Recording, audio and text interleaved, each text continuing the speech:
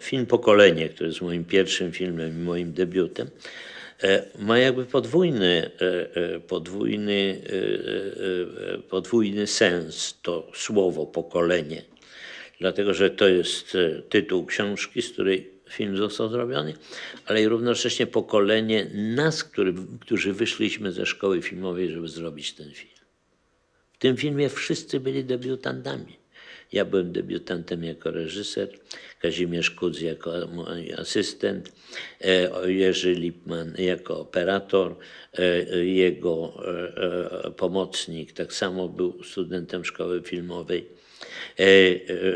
Scenarzysta pierwszy raz napisał scenariusz, kompozytor napisał pierwszy raz muzykę do filmu, Andrzej Markowski. Nasz szef produkcji też pierwszy raz produkował film. Także to była prawdziwa manifestacja naszych upodobań, naszego widzenia, że tak powiem, świata, może naiwnego, może takiego, ale jest jakaś szczerość w tym filmie. Jest w tym filmie jakaś wyrazistość, jest w tym filmie jakieś dążenie i powiem, że to nie jest film kogoś, to jest film mój. Chociaż nazywa się Pokolenie i gdybym ja szczęśliwym trafem, no ale bez szczęścia nie można być reżyserem filmowym. Musi się mieć szczęście. Ja miałem wielkie szczęście, że w tym filmie znalazłem się w grupie moich przyjaciół, ludzi ze szkoły filmowej. Jestem przekonany, że gdyby operatorem tego filmu, gdyby kierownik artystyczny tego filmu Aleksander Ford nakazał mi pracować z którymkolwiek z operatorów, tych, którzy robili wtedy filmy i którzy jeszcze coś o przedwojennym kinie wiedzieli.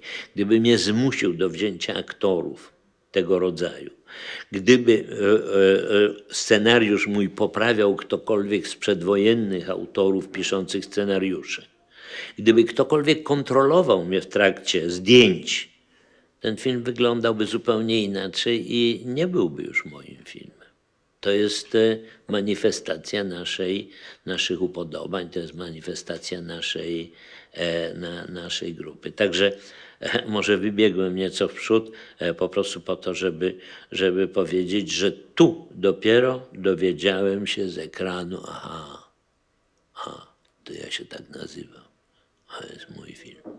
Ja nie byłem zadowolony z tego filmu. Uważałem, że film jest nieudany, że film się rozpada, że nie ma dosyć silnej dramaturgii, że ma poszczególne może sekwencje, które są ciekawe, ale że ja nie potrafiłem zrobić filmu takiego, który by do końca, że tak powiem, się manifestował jako kino. No ale jak się patrzy z pewnej perspektywy, to jednak jest debiut właśnie jakiejś, pojawiło się coś nowego w naszym kinie. To jest film, od którego nie chcę powiedzieć, że zaczyna się Polska Szkoła Filmowa.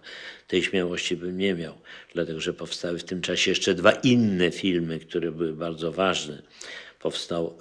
Powstał film Kawalerowicza i powstał film Godziny Nadziei, który zrobił Rybkowski, który był też próbą takiego spojrzenia neorealistycznego jakby, bo to był nasz wzór, do tegośmy to jakby to kino stało przed naszymi oczami. Także tu dopiero, a to był 54 rok, 55, kiedy 54, kiedy zacząłem, 55, kiedy skończyłem, tu dopiero odnalazłem się od 45 roku, czyli po 10 latach dopiero, że tak powiem, no, gdzieś znalazłem swoją drogę.